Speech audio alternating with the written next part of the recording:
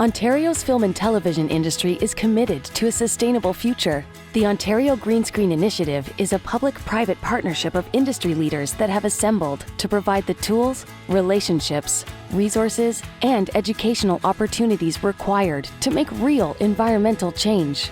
Visit ontariogreenscreen.ca for more information about how you can take part.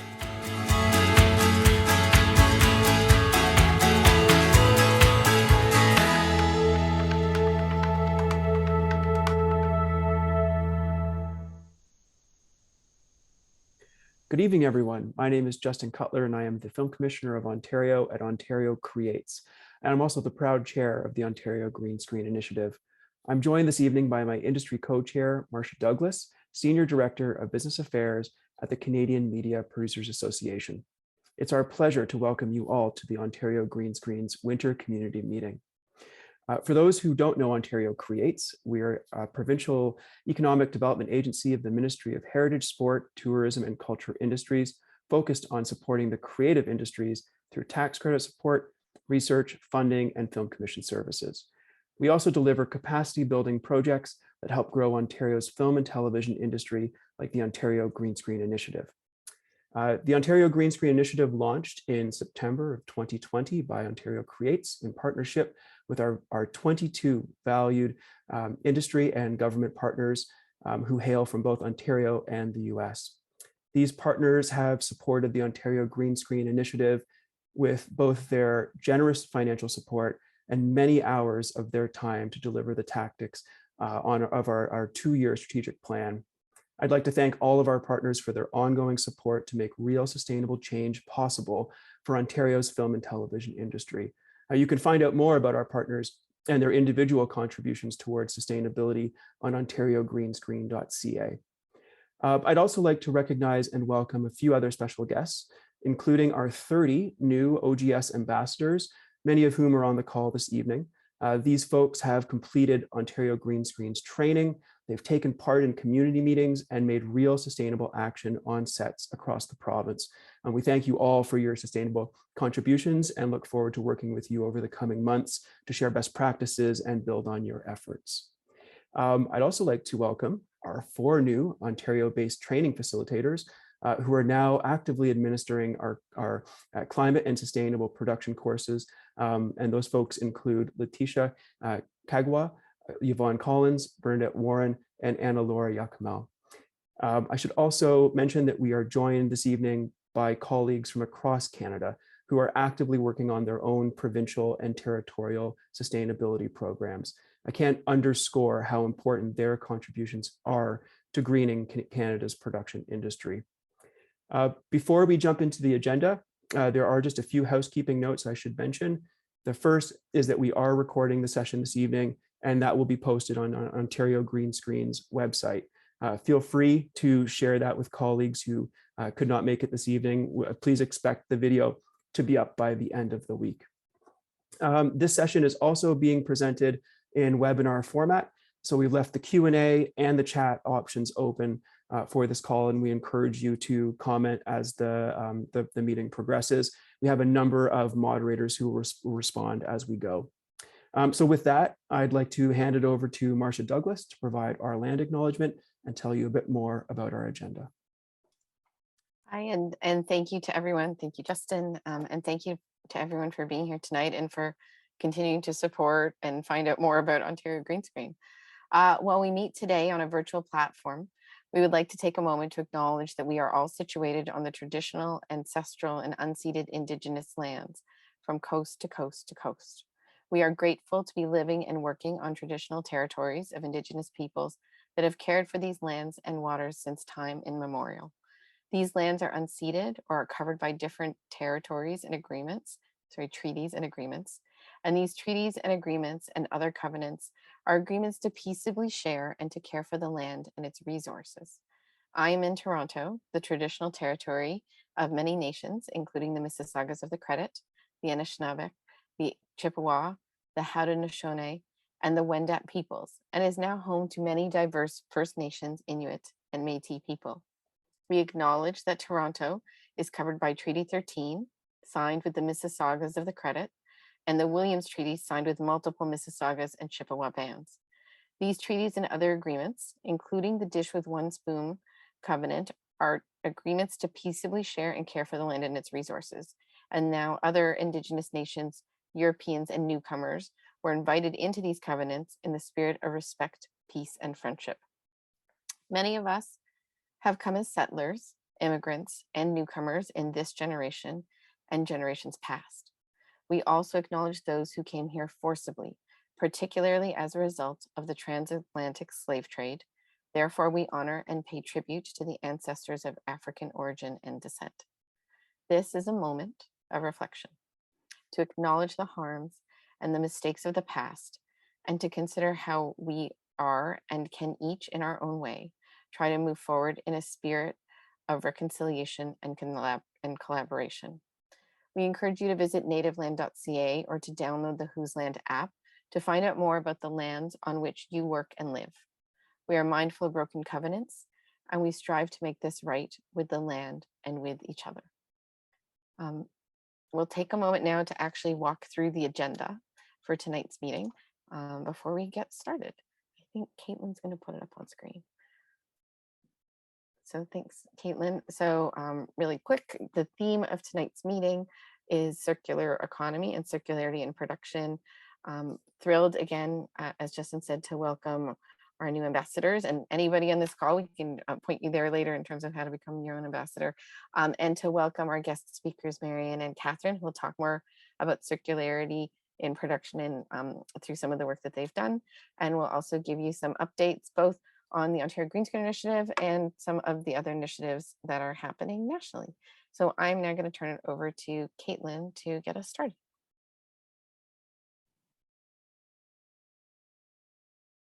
Thank you, Marcia, and hi, everyone. So I am going to start off by giving an overview of all the work that's been happening through OGS over the last year since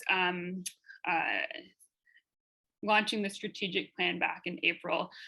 So our OGS committee has been working in 7 working groups that's all been working simultaneously with each other on different initiatives over the last few months. So this slide just gives a snapshot of everything and all the progress that's been made. So thanks everyone who's been contributing to the work on this so far. We'll be giving some high-level updates on the programs and some of the initiatives so far, but if you have any other questions or would like some more information, feel free to reach out. So our first update is on the OGS Ambassador Program. So we recently launched this in the fall, and what it is anyone in the Ontario film industry is encouraged to join as an ambassador to champion change and raise awareness on sustainability in film and TV and film production. So there's the main roles of the ambassadors are to learn, act, and share. So by learning, taking an OGS training course, taking action, whether that's through your individual efforts or on production on set, and then sharing your efforts on social media, using the Ontario Green Screen hashtag, or through case studies and through the ambassador quarterly Zoom meetups, which all the ambassadors are invited to. And there's a dedicated, a closed Facebook group for ambassadors as well to share stories and network and overall build community. So if you're interested in becoming an ambassador, please apply on, there's more information on the Ontario Green Screen website. And Chris, I think, is just going to share that link to the application form as well. So like Justin mentioned, we just wanted to thank you and welcome all of our ambassadors. I know a lot of you are joining us today. So we have 30 on board, and those screenshots there are a few examples of some social media posts from our ambassadors so far that were posted on LinkedIn recently to promote the program. And so our next initiative, the hybrid and electric vehicle pledge, is something we also launched in the fall. And this was for to increase the amount of hybrid and electric vehicles that are available from rental companies for the film and TV industry. So this was in response to the lack of inventory that rental companies have offered to the film and TV industry. And we initiated this pledge to really demonstrate to these companies that Ontario's film and TV industry is committed to renting these more sustainable vehicles in their fleets whenever possible. And this would in turn influence rental companies to increase their supply when they can. As we know, the supply is difficult for everyone right now, but whenever they can, increase the supplies of those vehicles. So if you are committed to implementing hybrid and electric vehicles in your production and transportation fleets, please take the pledge. The link to that will be in the chat as well. And we have 52 signatures to the pledge so far, and we have a committee working group who's been working on this initiative, and we'll be meeting over the coming weeks to discuss next steps on how we continue implementing this pledge. And clean energy, I'll hand over to Chris for some updates on this. Great, thanks, Caitlin. Hi, everyone. So my name is Chris Dunn, and I'm the production consultant at Ontario Creates, and I've been working on OGS for a couple of years now, helping to get all of these fantastic initiatives underway. So I'm going to talk to you about our clean energy subcommittee group that we put together. As part of our strategic plan and as part of our implement best practices pillar, we had a goal to reduce greenhouse gas emissions related to fuel and energy consumption across production. And the way that we were going to do this was to explore opportunities in implementing grid tie-in capabilities, primarily in frequently used production locations. And ultimately, the goal there is to reduce the use of diesel generators on set. So we put together a working group that is tackling this idea and this concept. But in order to really get a sense of what the challenges are, we needed to get together with some individuals that have on the ground experience of the challenges that they're facing in regards to clean energy, and what the accessibility challenges are and what the takeaways are.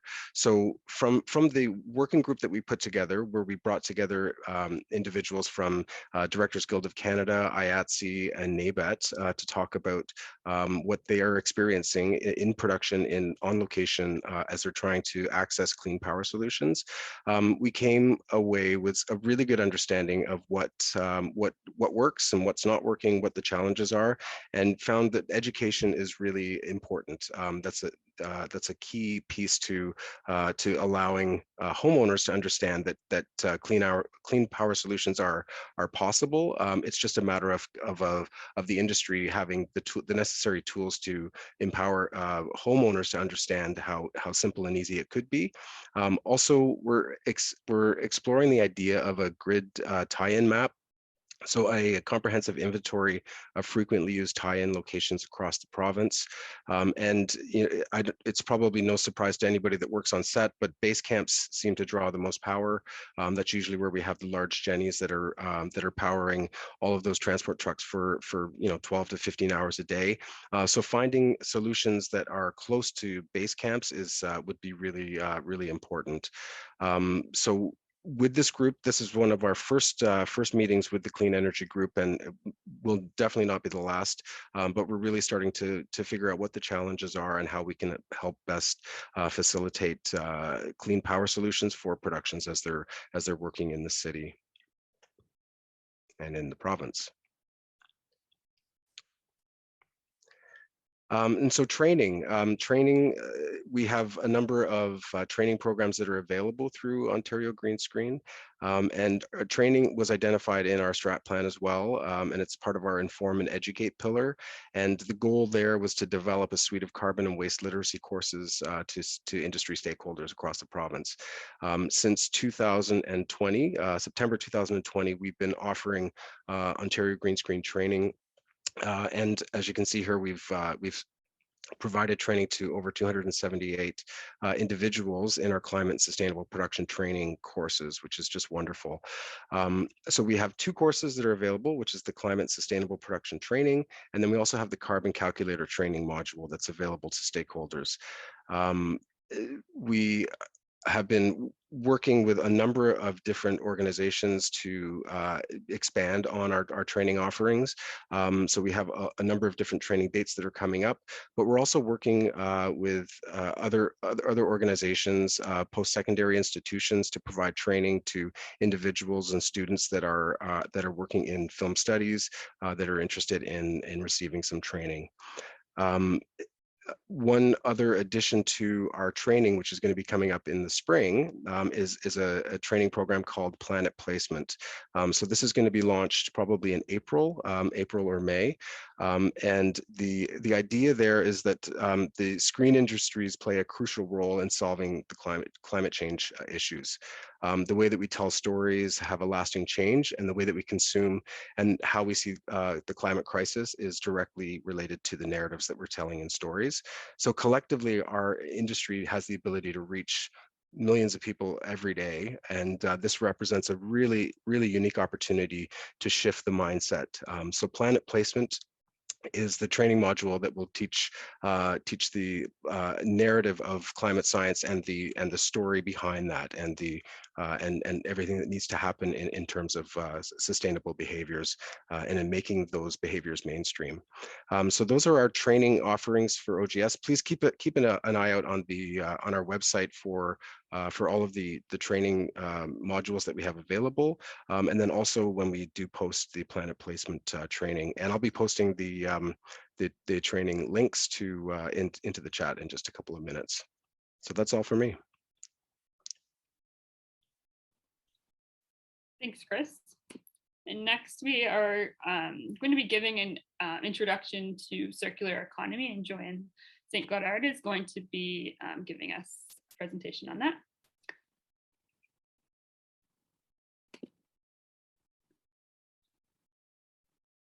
Evening, everybody. Am I on screen? There I am.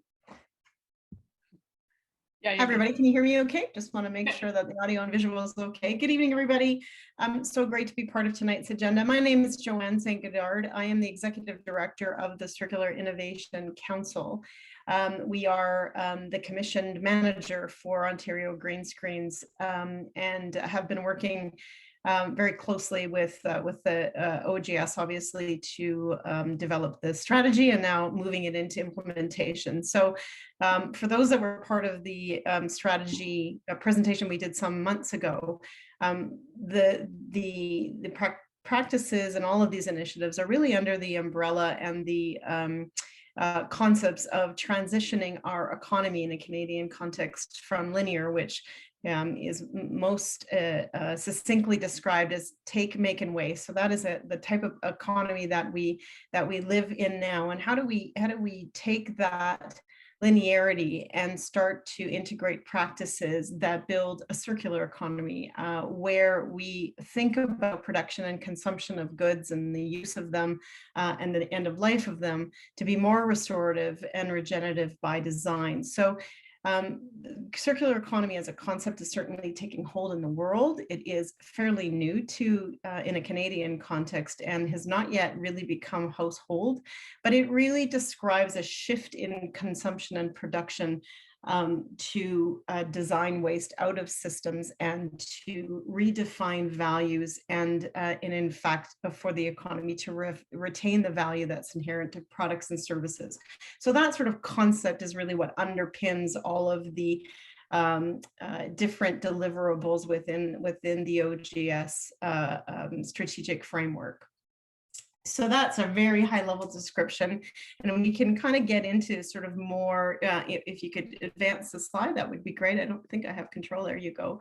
So this little graphic that we've created is to try to very succinctly talk about where in the points of production and consumption do we have an opportunity to transition us to this linear, to the circular economy, where we again are redefining value. And we say that very deliberately because I think when we think about economic advancements or sustainability in an economic sense, we think about price or cost and value associated with that, when in fact those are not the things that we solely value as human beings. We value our environmental protections, and we certainly value social equity. So those three pillars really share equity, if you will, in terms of how we define value. And so when you take that new definition, where in the consumption and production cycle can we provide an opportunity to make sure that we have economic value, certainly, but also environmental benefit or minimized impact and social equity. So these again are the concepts, and when we start to break down where and it's how to implement it, we think about production and processing, consumption and use, and then collection and processing, and that continuous loop. So this graphic is a really simplified way of describing that cycle. Next slide. So trying to sort of break down the benefits, if you will, of what a circular economy can afford us, it's really very broad and far-reaching.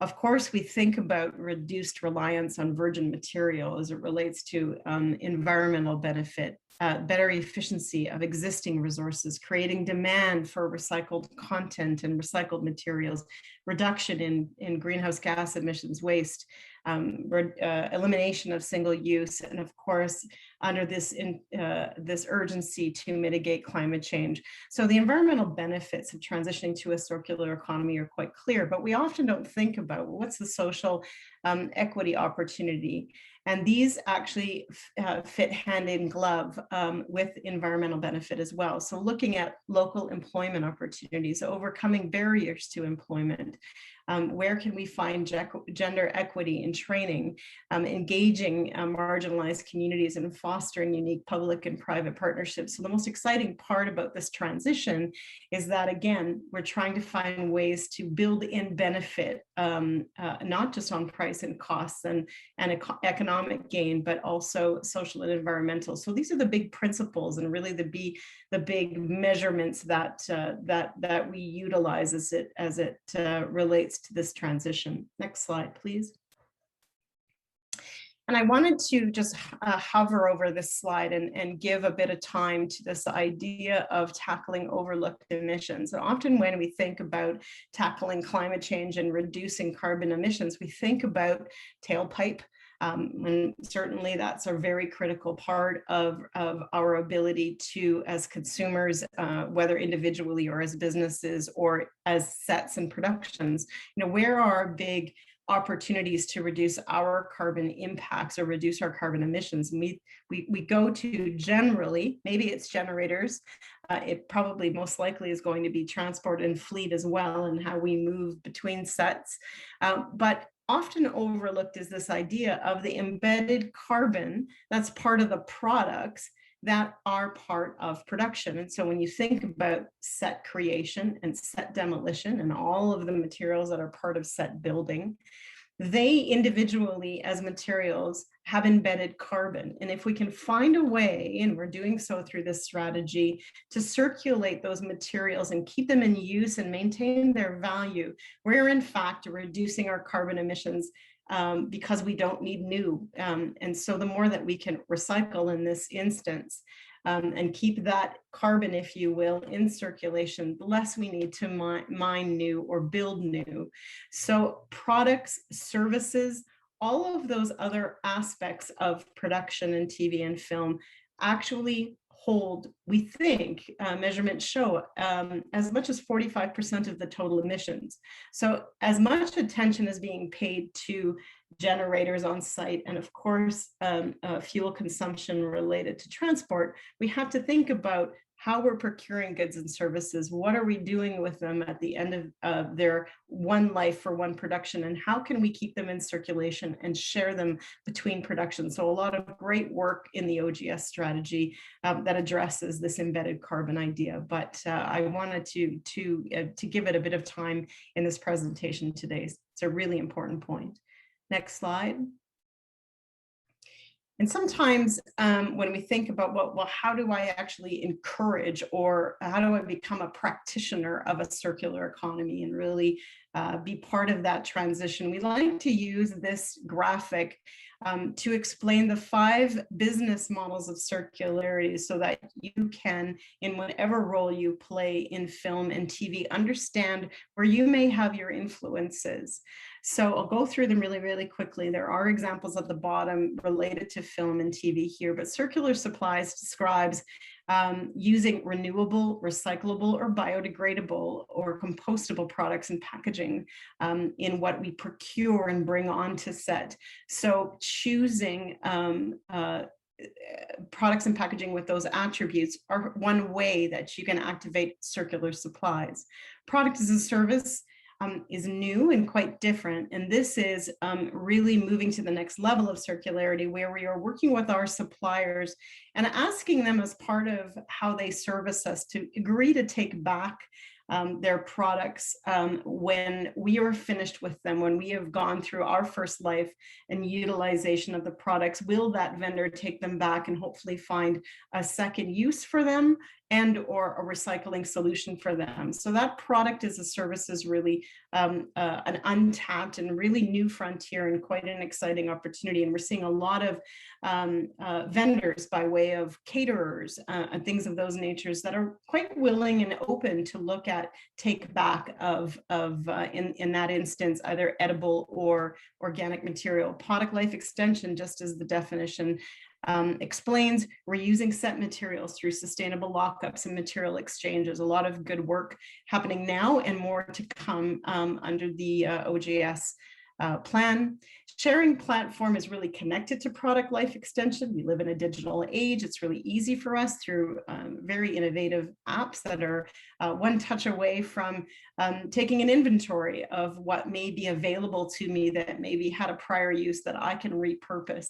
So utilizing and activating the digital services of apps, by way of an example, helps us really share those resources and those materials and products between us.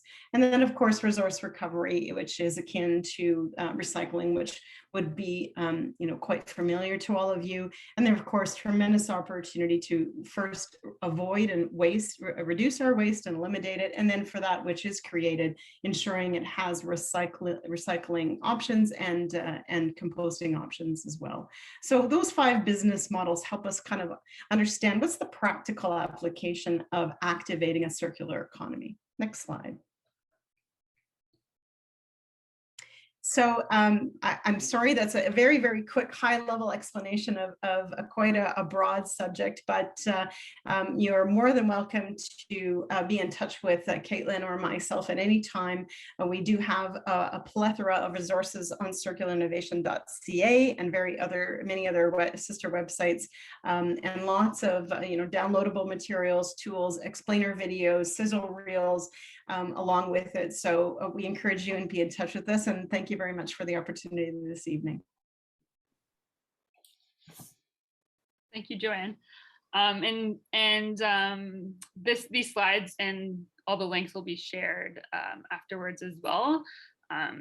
So for more information, you can get that after the presentation. And so that was a very large picture on circular economy and how we can advance it, how all industries can advance it as globally and nationally and provincially. But for OGS, what we are working on to advance circular economy through the strategic plan, and I'm going to be giving just an update on where we're at for our the initiatives on the plan so far. So our first major tactic and deliverable on the strategic plan and the circularity in production goal area was to create a social platform, a social tool that facilitates the sharing and reuse of production materials. So we have a circularity and production working group who's been working on this. We started off with doing some background research and stakeholder interviews to see what the best tool for this would be. What we determined was that a Facebook group would be a really great tool for this. Marion Rehak, who will be speaking shortly, had suggested to us, had shown us a similar group from the UK, which has been very successful. So it's a closed Facebook group that that anyone in the industry is invited to and welcome to join. And the goal of it is to provide a social platform for people to share and reuse production materials. So if you have materials that you need to get rid of, you can post them in the group, or if you're looking for something, or if you really just want to share information and resources and tools, it's a great platform for that. So we've created this Facebook group. It's now live, and right now we're just getting people, promoting that and getting people to join that. So if you are interested, the link is on the slide here. Yeah, over the next little while, we'll be promoting that as a resource and encouraging people to join the group and take part in the conversation. Outside of that, we also have on Ontario Green Screen site lots of links and resources for places that you can go to for reusing materials such as textiles, donating them to local not-for-profit organizations, construction materials, and other props. There's lots of resources for that. And then as well as part of our strategy is, and the circularity part of the strategy is investigating options to collaborate with industry to pilot a sustainable lockup program. So we're in the investigation phase of this, and it's a lot of research is to be done on this topic, and we're currently looking at partners, organizations to partner with, and locations to where we could possibly pilot this. Part of our early research, in addition to the stakeholder interviews that we conducted before, were we did a waste diversion survey back in the fall to get a sense of how many materials are out there, what is being diverted, what's being landfilled, what kind of material streams would be used for a sustainable lockup, and if people would actually use a sustainable lockup. And from what we've heard, 85% of the people who responded to this survey would be interested in this type of program. And we still really don't know. We noticed that we don't know what data is out there. So we're not too sure what we're working with, but we do know that the waste streams that were considered a priority, identified as a priority, were wood and textiles were two major waste streams that would and props that would need to be requiring storage and reuse for this type of sustainable lockup program. So that's an update on where we're at on circularity, and we'll continue to keep everyone, the community, updated. And if there's any if there's any areas that you're interested in getting involved in or want more information on, please do reach out. And yeah, that's a quick update on the circularity group. And moving on next, we have our guest speaker to give who will be giving us our two guest speakers will be giving us some examples and of circularity in action in productions. So our first speaker is Marian Vihak, who is an award-winning multidisciplinary designer artist working in film, television, theater, and visual art, having started her career over 30 years ago with the CBC, where circular design was a fundamental part of the creative process. Marian is passionate about advocating and normalizing sustainable production practices within our current film industry and works with several groups to this end, including the Directors Guild of Canada National Sustainability Committee, the Green Spark Group, and Ontario Green Screen. So welcome, Marian. So she's going to give us a presentation, and then hopefully we have some time at the end for some questions, as she does need to jump off to another meeting on sustainability right after this. So thank you, Marian, and welcome. Thank you. Thanks, Caitlin, and thanks everyone for your prior information. It's really fantastic to see what you guys have been doing the last few months. I was actually working outside of Ontario on a production, so I was kind of out of the loop, and it's really impressive what you've been accomplishing. So what I want to do is just a quick recap of some points that help in terms of a practical film production list of go-tos for, to kind of approach it as a circular design. And I put earlier in the chat, very early on, a link to a webinar that we did earlier this or in the summer on circular design build. So if any of you want to look at that, it actually, there was a lot of good information from various contributors. And I also threw in, I don't have fancy slides like the rest of you guys do, but I threw in some notes from that drill down what I'm just going to go through right now before I start showing you pictures as a case study of how we can actually implement this within a production itself. So some main things to think about when, as a production designer or anyone who's in a film art department, as you're approaching design, is think reusable, think modular, think circular design. And what this means is design modular sets for deconstruction, disassembly, and material reuse. Design sets for refurbished, fitted set elements and materials that can be harvested and reused again. Design and build using sustainable materials. And the goal, of course, is to reduce your carbon waste and ideally create zero landfill. So on this most recent project, which I'm going to use as my kind of illustrative case study, it was a medium-sized American feature, and we shot it in Winnipeg. But what the way I approach this is exactly how I'd approach it if I was doing it in Ontario. And hopefully this is just an illustration of how you can normalize this kind of practice, regardless of what province you're working in. So the film, as I said, was called Bed Rest. I had to build some studio sets.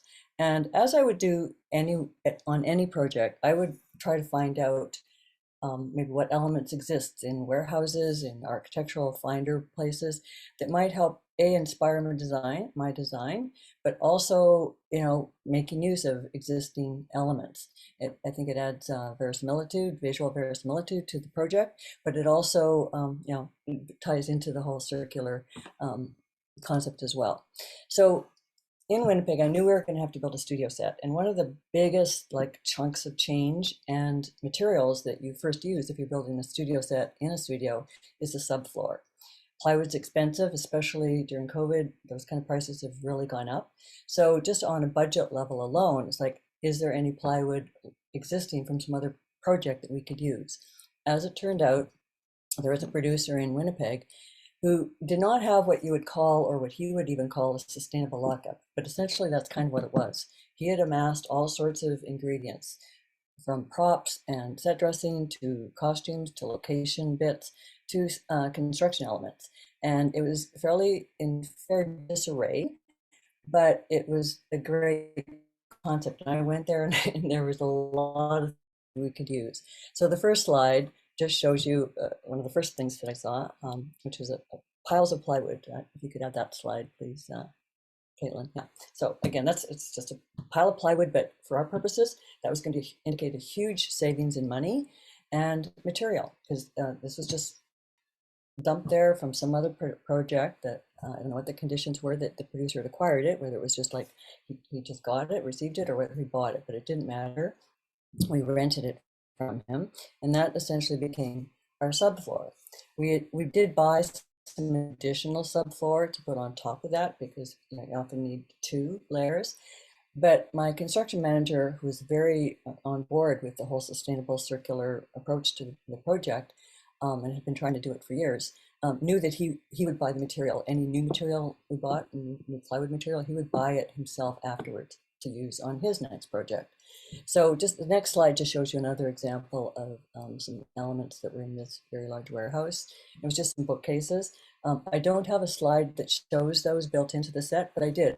I saw those in his warehouse, and I thought, okay, I can use that, and I designed my set using those elements, plus many other elements, which you'll get a sense of. I'll point them out in the oncoming slides. So anyway, this was just 2 examples of what this fellow had in his sustainable lockup. And he had tons of set dressing, a lot of which we used. He had some, again, location cones, chairs, all that kind of stuff. So moving on to the next picture. So what I also tried to do, and I think we did this very deliberately and quite successfully, we built all of our flats in modular sizes. For the most part, not all of them, you can see there's some little bits above windows and doors and stuff, but essentially I'd say 3/4 of what we built were 4 foot by 10 foot. We wanted tall ceilings. Another modular size would be 4 by 8, of course, because material comes in 8-foot sheets. Now, the material itself, the plywood, the Luan, that's not terrific as a sustainable product. But again, this is where it gets into the economy of things, because my construction manager could get this particular type of Luan at a good price. It was kind of being cleared out from somewhere, and at a time when most lumber and stuff was really high, it was decided, okay, we'll use this. But they nailed it on. And I don't know if any of you who are familiar with flat construction, but the actual structural members are really thick and fat, as opposed to 1x3.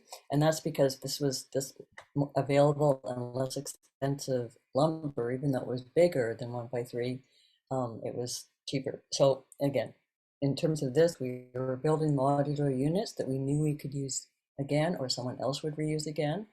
And for lumber that was on units that, like on the jacks, you can see sort of through the windows there, in the doorway. Some of that lumber would just, again, my construction manager said, I'll use it, I'll buy it off the show, and he would reuse it in future. So again, modular units, that's an antenna that you see the subfloor. And the next slide, please. So this is the set, and at the end of it, it was supposed to be in a house that was under renovation. That's why the walls look a little distressed. The ceiling panels in that were actually made from a product that an Ontario company called Think Lightweight is making. And Think Lightweight, I don't have the link handy, but it's a really fantastic company that is very, very engaged in creating sustainable materials. This particular material is called Light Tack, I believe, and it's 95% recycled material just on its own. So not only is it a great product, it's super light. It came in 4 by 10 sheets, and another show bought it at the end. So we sort of knew it was going to have another life even before we even acquired it. So it served our purposes extremely well. It takes paint, it takes wallpaper, whatever you want. We just gave it a light paint, but it was very light, so crew could lift it up very easily. But I also loved it that it was 95% recycled material. And then just as an aside, in Winnipeg, we tried to source other materials before approaching an Ontario company that would then have to ship products out. But the closest we could find was something that had some kind of plastic quotient, and even with it being in Winnipeg, it was going to be more expensive than the Think Lightweight material coming in from Ontario, including the shipping cost. So all this was good, and actually Think Lightweight has a distributor in Winnipeg that at the time was not really carrying the products, but hopefully as us using this in that city proved, I think there's going to be more work there. So hopefully Think Lightweight will become a viable source across the country soon. So the flooring, you can see the hardwood flooring there. I'm going to notice saying my internet connection is unstable, so let me know if you can't hear me. But the wood flooring there, we did put hardwood flooring down, But it was also very inexpensive, and it got put down with nails, not glue, and it got completely lifted off. And I think someone bought it at the end of the show. I wasn't there for all the strike elements in that way, but so that's the kind of quotient there. The what's the next slide? Let's see.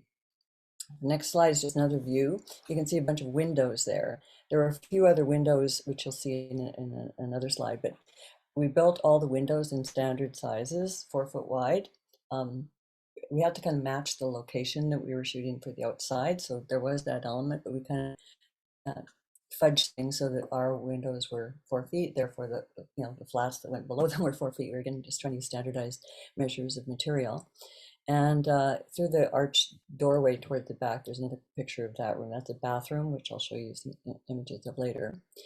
Again, these are just the windows, which again, those 2 windows on either side flanking the arch window were bought by another production at the end of our show and reused in that production. The DP took the curtains because he wants to use them on some other show. And anyway, we just, in the end, most of the furniture we bought, at reclaimed places, or they came out of this producer's warehouse. On the edge of frame there, you can see this kind of cupboard that's just peeking in on the right edge of frame there. That was a unit, that I bought from a secondhand store, and we kind of created it so it would look like a built-in. And so most of the elements like that were not built from scratch. They were actually built pieces that I just kind of repurposed as built within this set. The next photograph, please. Whoops. I think there's another one. There should be another one that shows the reverse of the fireplace. No?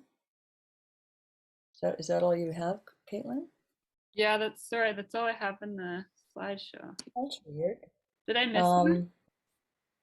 Yeah, there was a few others. There was 3 or 4 others. I mean, if I can share my screen, I suppose.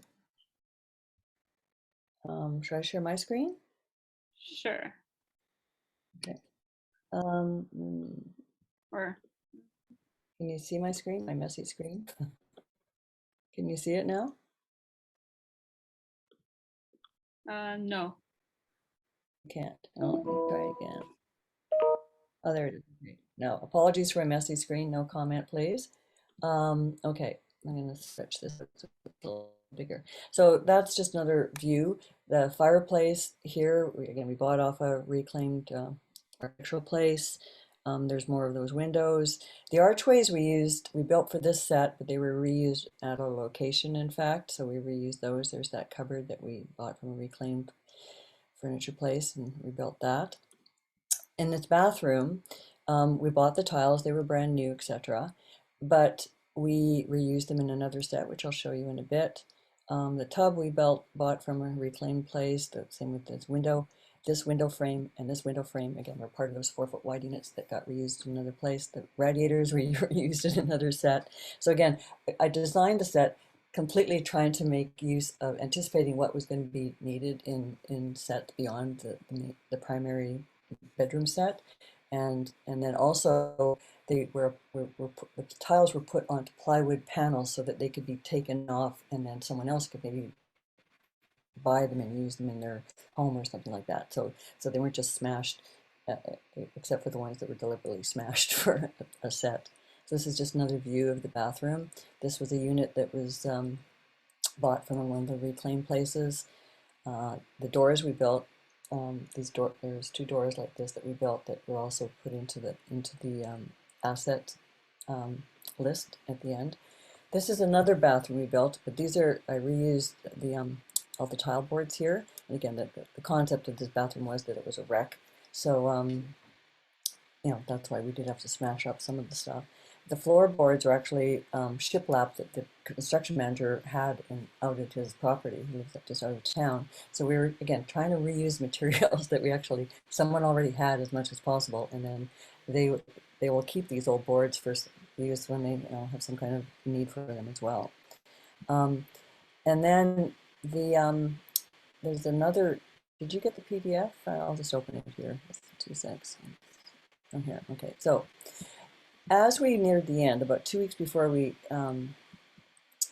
we're going to be wrapping the show, I had people in my art department go around and take pictures of the various set elements so that we could make a distribution list to share with other productions and other producers, etc., and just people in general, to say that these are elements we have that are going to be up for sale, share, reuse. And the ones that are marked all green, that's when I left it. This dates to just a few days before I wrapped the show. The set wrap was continuing for about another week after I left. But anyway, as the time that I left, everything that's marked green was already had a home to go to.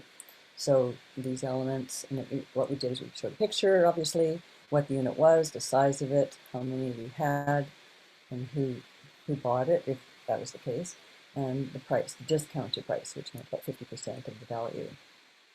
These are elements that had not sold at the time I was there, but the plan, we were negotiating with the producer who had the warehouse where we got the plywood from and some of the other elements, that whatever was left over, he could have it. So it was not going to go in the trash by any means.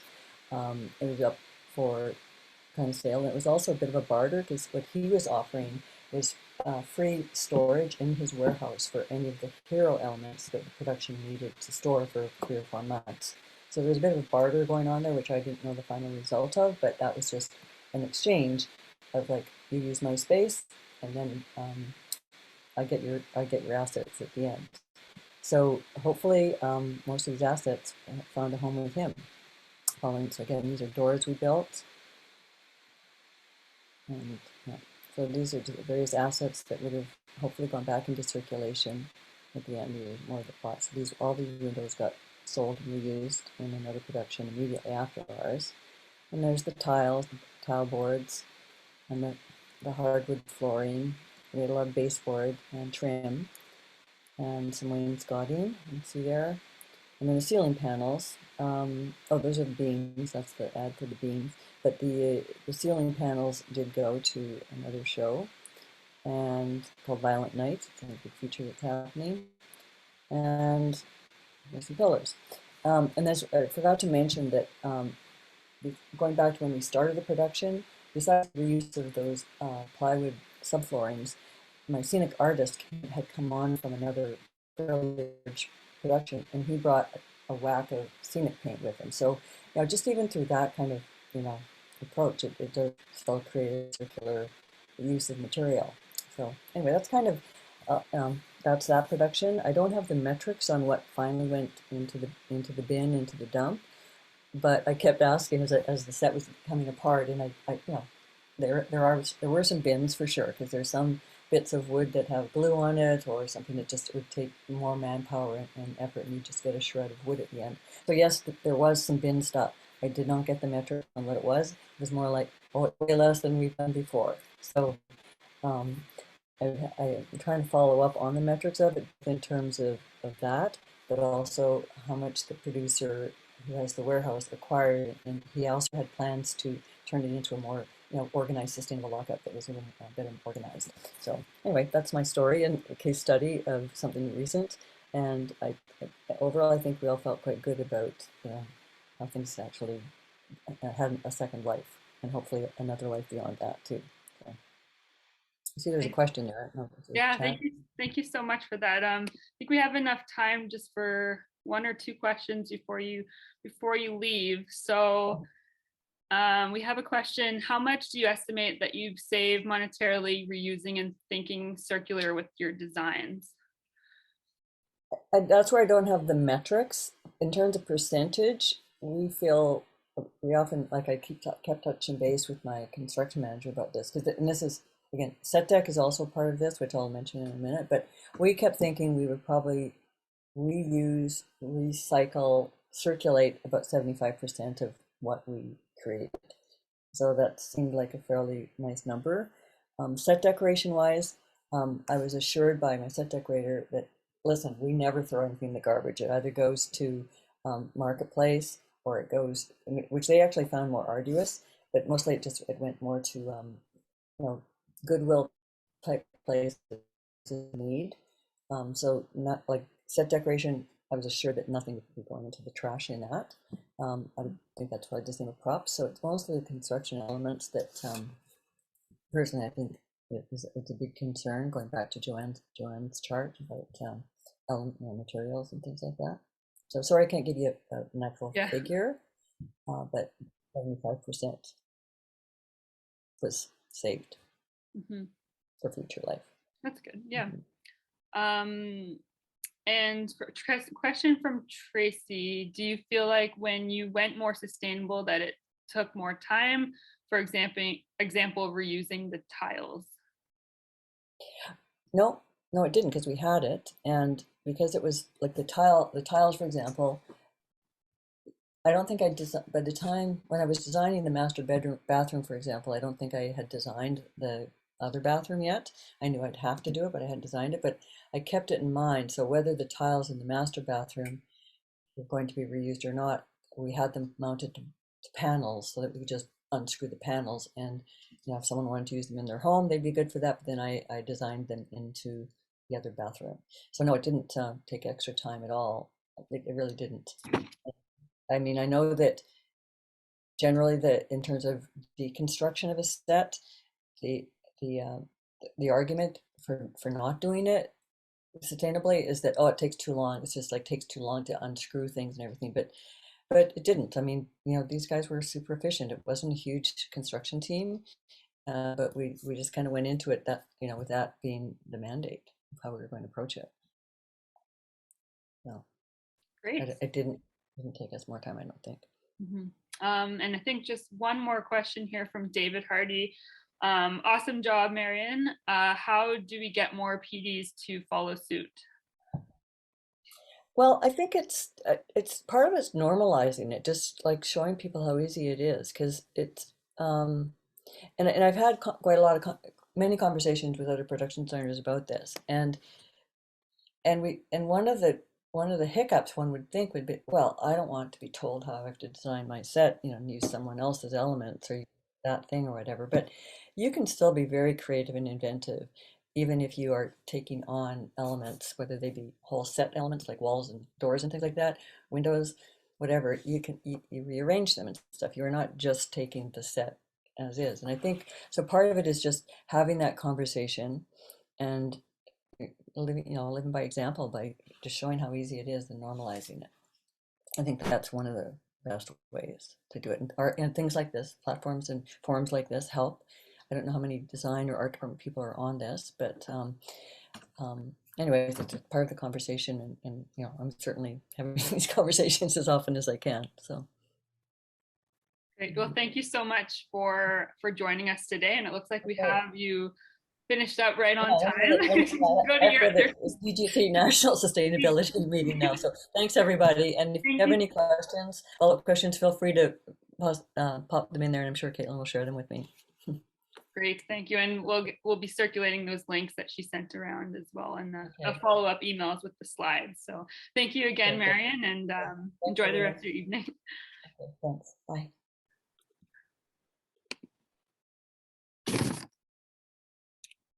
So our next speaker, I'm just going to pull up my screen again.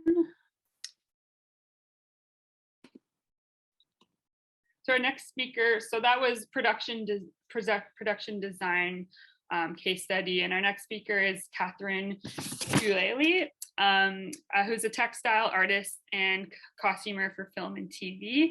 Her textile practice focuses on planet first design principles based on bio-grown and biofabricated material research and development, speculative design, digital fabrication, and storytelling. So she's joining us today to talk about circularity from a costume perspective. And I think you have your own slide that you're going to be sharing. So you should be able to share your screen now. Yeah, awesome. Thank you so much for having me. I will start sharing. Mm-hmm.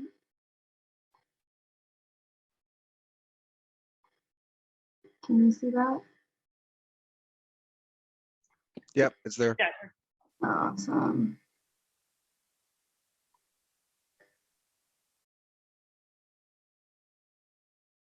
Amazing. Yeah, okay, so I am Catherine. I have worked in costuming for about 10 years with IATSE 873. And yeah, I've done like pretty much every position in the department, I would say. So I've definitely seen through my time like a lot of things that need to be changed and that we have an opportunity to make better. And really for that reason, I've been putting together a bunch of resources and a small little course that I will put out in the summertime. So if you're more interested about this kind of stuff, you can definitely contact me later about that because it really is like a world. There's just so much to go into. It's very in depth, and I'm barely really gonna touch the surface here, I think. So hopefully this sparks a little bit of your creative mind to start making some changes in your department. If there are any costumers here, that would be sweet. So yeah, this is, I mean, a kind of recap, I think, of like what everybody has said so far in this meeting. So yeah, the film industry, it influences global culture. We're like at the intersection of the fashion industry and the film industry. And for that reason, I think there's like really a huge impact that we can make as costume designers, costumers, builders, whatever it is that you do in this department to really make tangible change. The fashion industry is really has a lot of eyes on it right now, and it's really making a lot of changes because it's being asked to. And I feel like people aren't really as aware of what's going on behind the scenes. So it's not, we're not an industry that people are like scrutinizing, I think, as much as the fashion industry, but as costume designers and costumers, we're intrinsically connected to all the issues of the fashion industry and not just the film industry. So that's why it's important to gather up a good sustainability toolkit with best practices and solutions that we can implement ourselves in our own departments.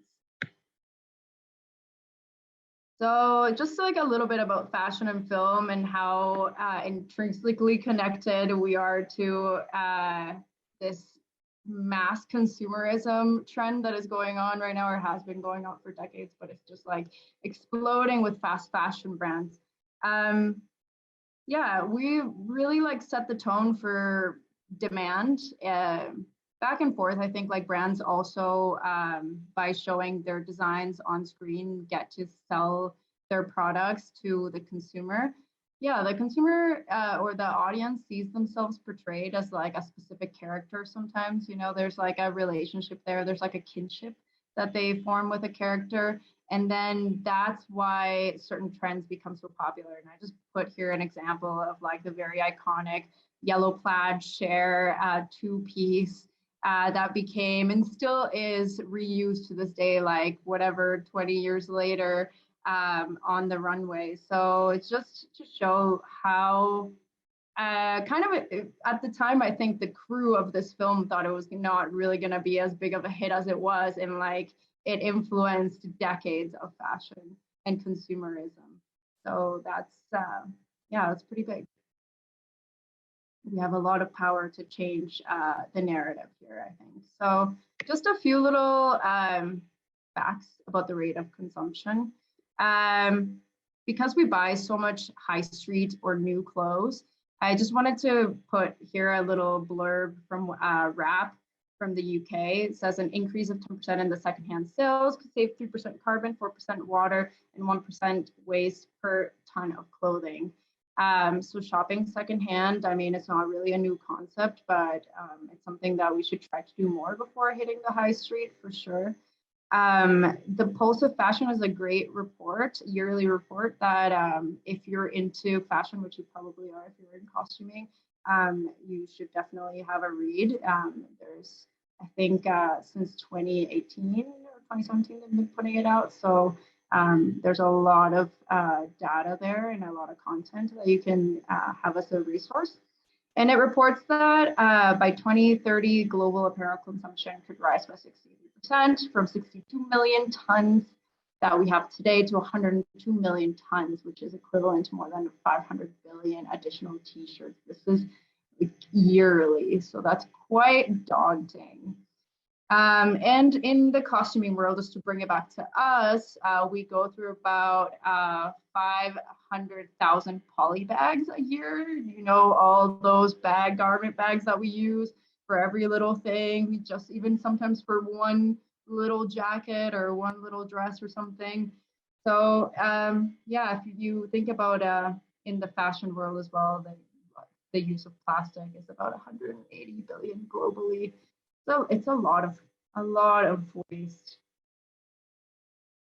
And also, I just want to say before I go further that like all of these things can be a little bit daunting, but I think it's also really exciting because it means that there's a lot of different opportunities that we have to make change. We don't need everybody to be doing everything perfectly and rigidly. Whatever feels sort of authentic to you and you think it's tangible within your budget and your time frame in your department, I think just starts to become habitual. And then you start to just implement that into your lifestyle and also into just you start to demand that in your productions, into every production that you go on afterwards. So I think just starting small and somewhere where like you can actually sustain that through the run of a show is better than trying to take on something really big and giving up halfway and just thinking that it's not possible to make that change. So here I want to talk a little bit about the stakeholders. We obviously know this is a huge, I think, blockage for a lot of departments, a lot of people. It's like the stakeholders, the producers and the studios. And I just wanted to show this that I found of Universal Studios. It's actually put out like a minimum mandate for costume departments specifically of things that they are requesting costume departments to do in their shows. So I think this is a really awesome way that like studios are showing that they are, that they're concerned and that they want to make steps for making a greener industry.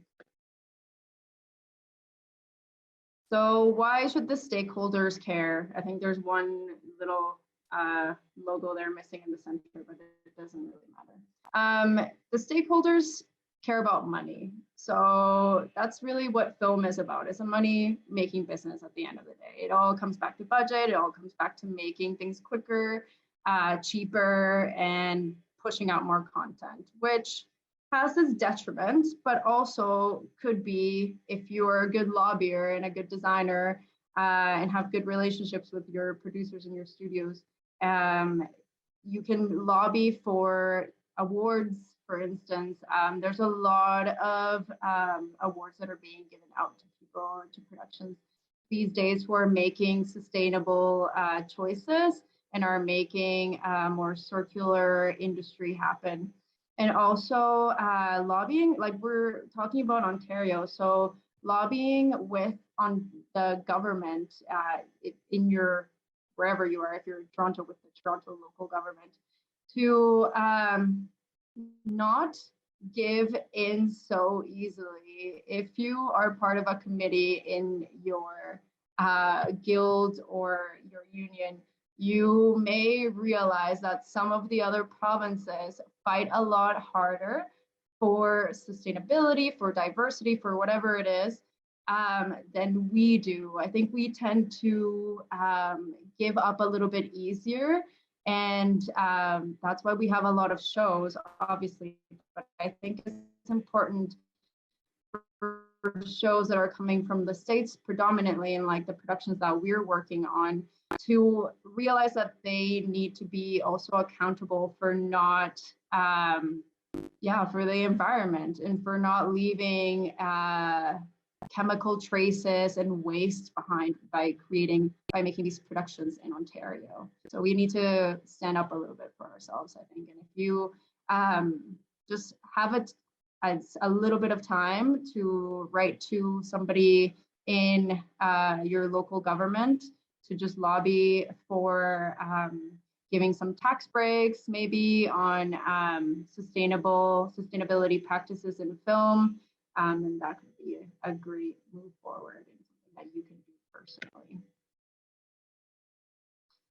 Another thing that I think is really great to start up with on a personal level, and then you can take this onto your production as well, is to take one of these fashion footprint calculator tests or use one of these tools just to see what different garments that you may have in your closet or that you tend to buy often for like whatever TV show or production you might be on, to see what their environmental impact is.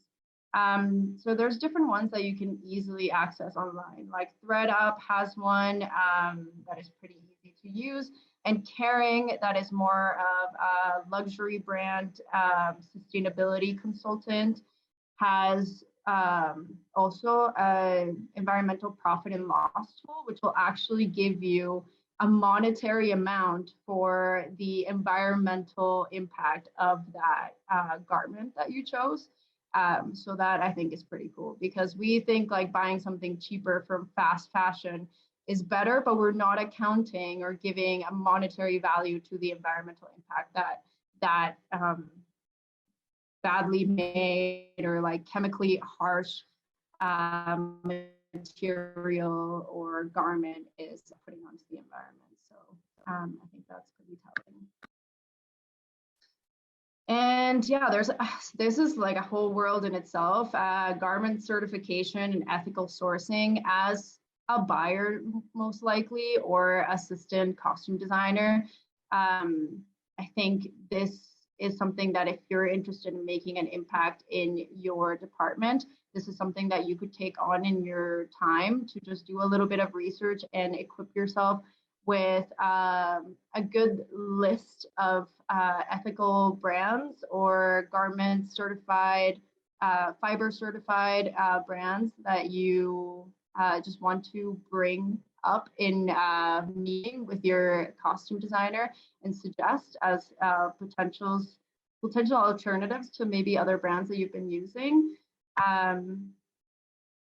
So yeah, there's really a world here of different certifications and ethical brand sourcing. So really trying to go into this topic a little bit in your spare time would be amazing. But there's like Fair Wear, Cradle to Cradle, Sustainable Leather Foundation, the Ellen MacArthur Foundation is also great. If you want a directory where all of these things you can find and maybe like take a screenshot of this if you are in the costume department. But also a couple of directories that are great for finding all of this information are the costume directory, which is actually run by a assistant costume designer in the UK, and also the Good Trade. Yeah, and just remember to not overbuy, try to buy sustainable brands first, avoid synthetic fabrics if you can, and use more compostable and natural fibers. Shop for fair trade and organic, because somebody made that clothes somewhere and you want to get paid a living wage. So it would be amazing if that was something that was also in the forefront of what we were doing for other people in the parts of the world that are making our clothes. So just taking a minute to reflect upon that. And also connect with suppliers of your favorite brands. That's another way that you can lobby if you're not so much into lobbying with the government.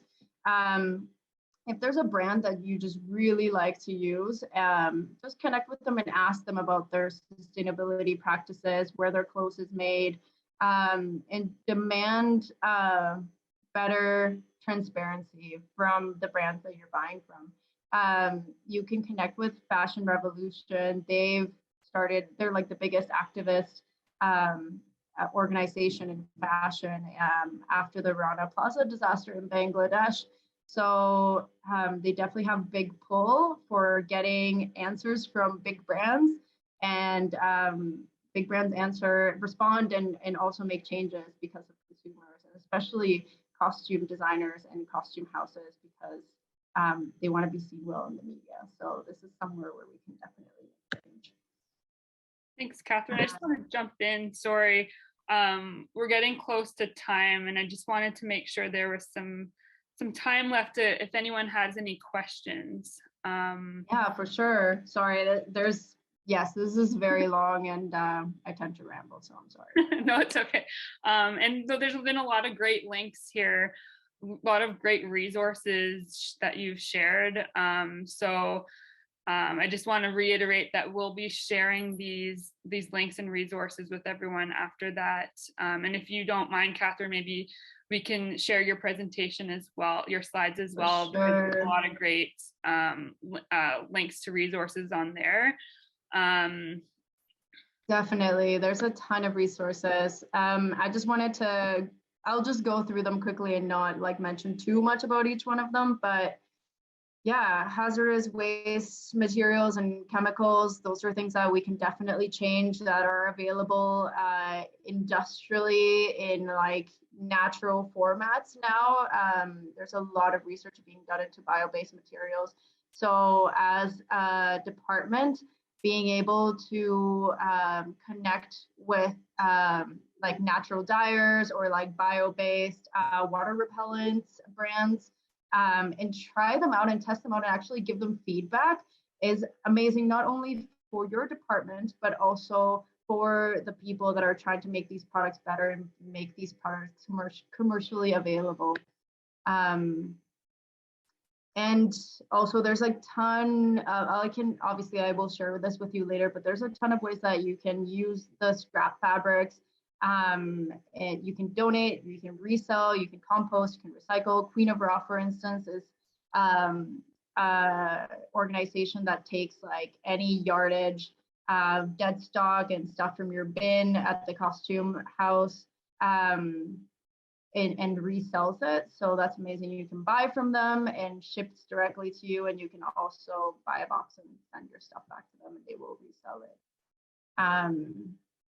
And there's, again, a bunch of local stuff specifically for Toronto, because I know sometimes people don't know what to do with scraps or what to do with like very badly broken down clothing, and then they just end up in the bin, which is terrible. So there's some clothing recyclers on here as well. Again, some other little plastic things that we can, well, big plastic things, I should say, never little plastic things that we can like change in our everyday habits, in the shop, in the truck, while doing our washing, stopping microplastic waste.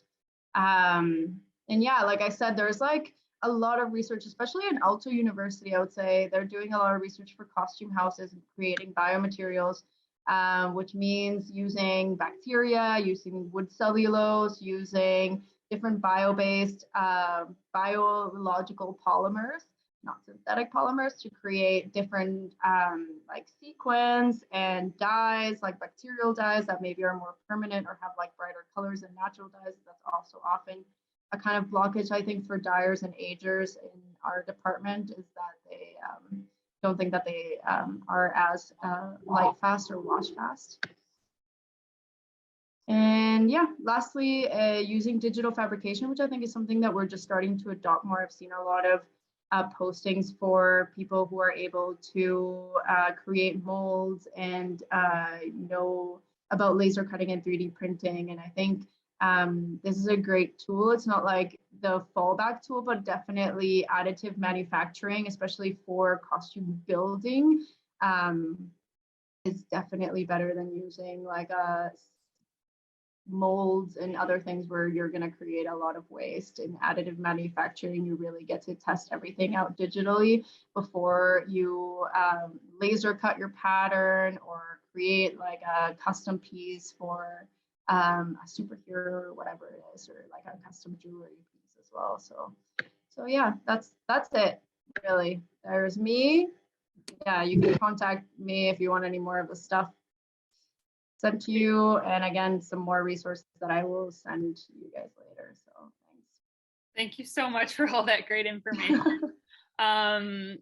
One thing, when in the Q&A, very quickly, you said you had information about a course Do you have a link that you could maybe send in the chat, or we can send that around afterwards with more information on that?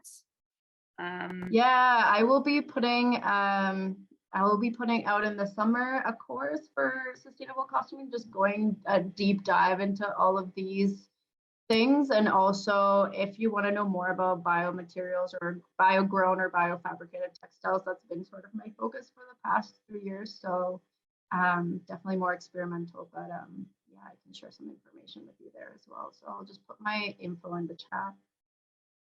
Thanks, everybody. Thank you so much. And we have just under 10 minutes left, and we have a few other things, a few other updates we're going to get to next. So our next update is on the National Real Green Committee, which I think Chris is going to be giving an update on this. No, I think that's Marcia. Oh, sorry, Marcia. Sorry about that. It's okay. Thanks, Caitlin, and thank you, Catherine. I'll be super brief because we wanted to leave some time for other questions. And we just wanted to highlight a few things that some of the other that are happening out there, and that actually some of the Ontario Green Screen partners are up to. So first of all, for those of you who don't know on the call, there is actually a National Real Green Committee. So Real Green is an initiative that started in BC that also uses the Albert calculator and tools. It's the same tools or very similar tools that Ontario Green Screen uses. And so just a quick update that there is an effort, and Chris Dunn, who you met earlier, is the co-chair of the National Real Green Committee. And so what you can see on screen are some of the other provinces who are also adopting these similar tools. So you can really see how this is an increasingly national initiative. So we've got BC, Ontario, Nova Scotia, Manitoba, Quebec, Newfoundland, and I believe Alberta also. So it's using an adapted version of some of the Albert tools, and then in each region and province, there are different focuses, mostly through their film commissions, but you can check out if you're filming in one of those other regions or you're here for one of those other regions. Outside of that, also just wanted to highlight 2 or 3 quick other things. I'm going to paste some links in the chat, but essentially we kind of wanted to share, and thank you to Marion, who was here earlier. You kind of heard she was off to a DGC National Sustainability Committee meeting. DGC is doing some great work, as are a lot of the unions and guilds. So I pasted a link to their new website that I think they launched in, I feel like it was December. That is DGC Green, where they have tips that they've really compiled for different departments. And I don't want to speak for DGC. I think Jennifer might be here too, but it's a terrific website. And what you'll see is, as I said, tips by department that are kind of covered under DGC. And I believe DGC, if you're interested in getting more involved and are a member, that they have committees actually in different jurisdictions under their different councils. Outside of that, you'll also see a link to a press release from CBC.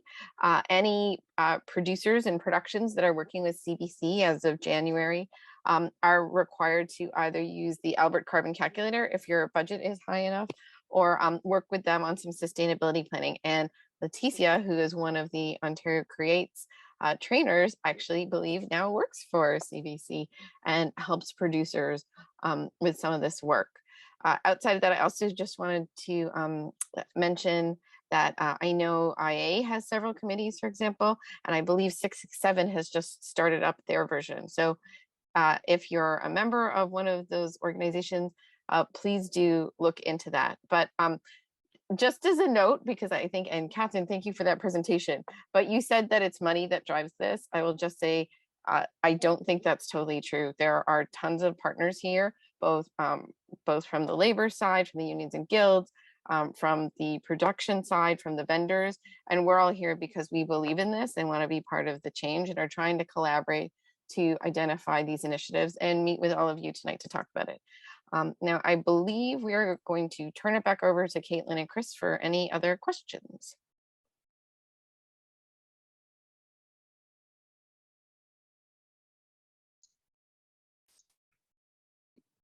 Thanks, Marcia.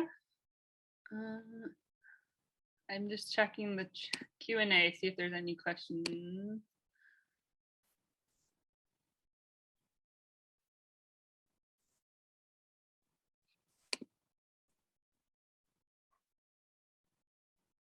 I don't see any. I I don't don't see see- any. No, no, I think that's it. There was one point from Axel just asking for someone to post a link to the tips by department. So I think we could also send that link along. I know the DGC's got a great list of tips that we can send, and there's other resources we can share as well. Are there other questions? I'm going to point out then before we wrap up that we have these meetings quarterly, and maybe you're going to come to that, and lots of other initiatives to keep track of, and social media. So I'm going to turn it back over to you to do the wrap. All right. Thanks, Marcia. So, I mean, as you can see, the Ontario Green Screen program is up to a lot of great initiatives that are making real sustainable change. The easiest ways to get involved with our program on a month-to-month basis is really to take our training, learn a bit more about carbon calculation, and just reach out. All of our contact information is available through the Ontario Film Commission site, which hosts the Ontario Green Screen web pages. So we're happy to connect. We're happy to learn about what you're up to and building towards sustainability. And I just also wanted to thank all of the great speakers who shared so much information and shared their time and their effort to be here tonight. And I also want to thank the great group of about 90 participants that we had this evening. We're so encouraged to see so many people be interested in sustainable action. And we're going to keep doing these, and we'll keep you all informed on when our next sessions are coming up. So with that, I think we can conclude the meeting, and we hope you have a great evening. Bye, everyone.